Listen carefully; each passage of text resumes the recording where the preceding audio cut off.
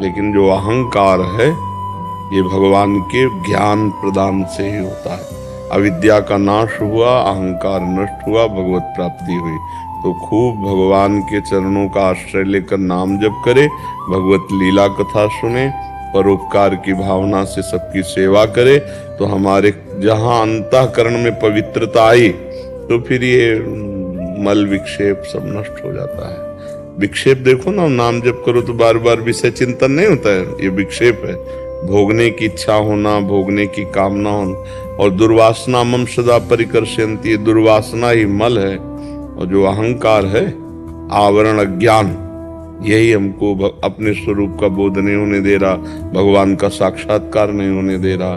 तो ये साधन भजन कृपा, हम जो साधन भजन करते हैं उससे मल विक्षेप तो नष्ट होता है, पर आवरण जो है वो शुद्ध ज्ञान होने पर ही होता है। जब तक भगवत कृपा से ज्ञान नहीं होगा तब तक आवरण बना रहता है, कर्तृत्व भोक्तृत्व भाव बना रहता है। तो या ये आवरण अहंकार दासता में चला जाए या ज्ञान के द्वारा नष्ट हो जाए, तो ये मल विक्षेप आवरण का नाश होते ही, वैसे हमारा स्वरूप जो है मल विक्षेप आवरण से परे है, पर यही अज्ञान है कि हम अपने को देह मानकर और भोग और कामनाओं में और अहंकार में फंस गए, मैं करता भोगता हूँ।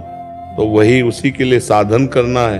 जब हम साधन करेंगे, असाधनों का त्याग होगा, तो साधन से हृदय पवित्र होगा। हृदय जहाँ पवित्र हुआ तो ये जो मल विक्षेप है सब हट जाएगा।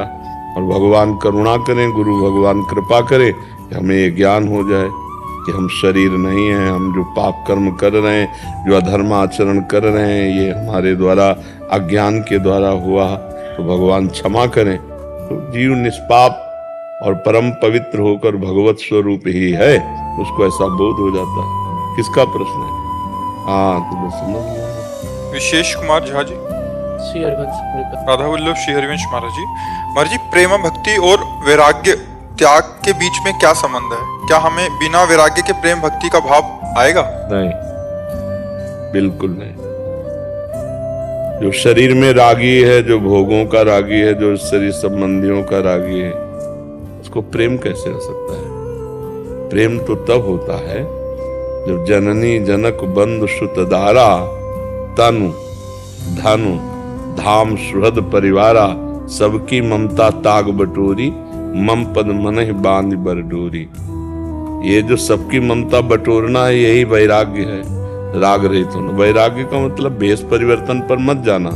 वैराग्य का मतलब आंतरिक सबकी ममता ताग बटोरी, मम पद मनहि बांध बर डोरी। प्रभु ऐसे प्यारे लगने लगे कि उनके सिवा कुछ और प्यारा ना लगे, उसे प्रेम भक्ति कहते हैं।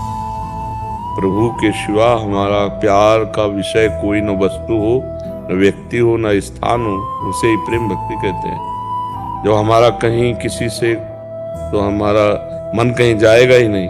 और सावई मना कृष्ण पदारविंद, भगवान में मन लगाए, यही प्रेम लक्षण भक्ति है। व्याख्या सरल भाषा में, प्रभु के सिवा हमारा